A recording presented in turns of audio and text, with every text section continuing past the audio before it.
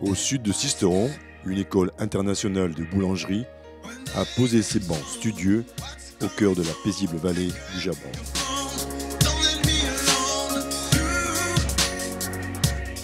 L'école a été créée en 2006 à Sisteron.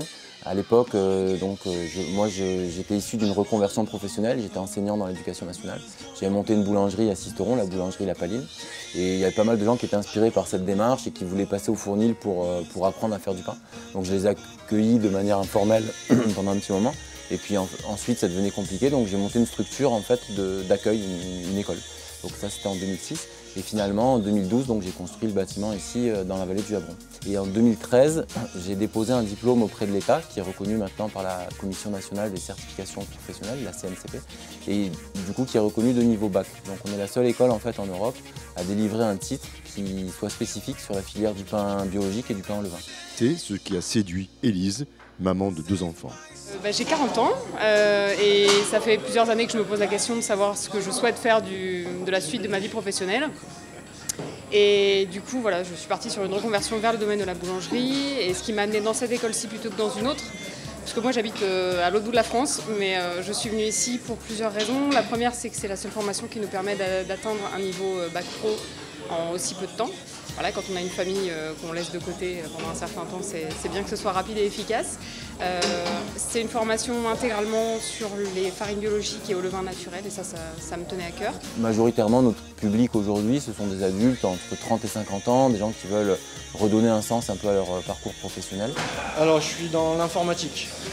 Je fais mon pain chez moi au levain, et c'est un truc qui me plaît, donc je me suis dit pourquoi pas me lancer pour en vendre et donner du bon pain aux gens, quoi. Enfin, du pain à l'ancienne.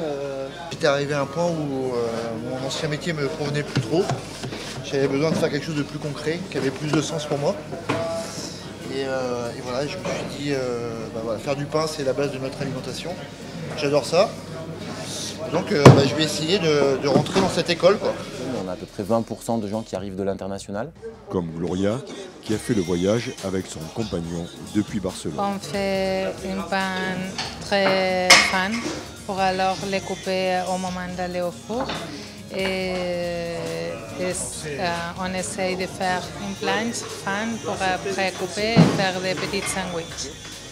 On apprend aux gens en fait, à travailler sur des méthodes de fermentation naturelles. Et en même temps, on a un volet entrepreneurial parce que tous nos stagiaires sont aujourd'hui des porteurs de projets. À la sortie de l'école, on a à peu près 70% des gens qui montent leur propre entreprise dans l'année qui suit la formation.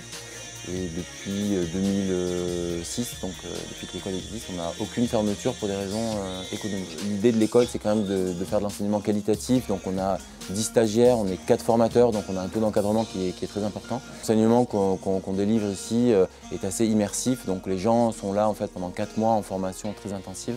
Grande efficacité. C'est une formation qui est très courte, mais qui est extrêmement dense et efficace. On est très vite autonome, on doit y aller, on doit se lancer et finalement en sécurité parce que les bases nous sont données et les formateurs sont très disponibles. On est sur un marché qui est un marché assez nouveau, qui est assez dynamique. Et aujourd'hui, donc, on est un peu leader sur cette branche-là. On est les seuls en fait, à dispenser ce type d'enseignement. Leader et audacieuse, l'école devrait avoir un moulin pour produire des farines sur place et élargir ainsi son expertise.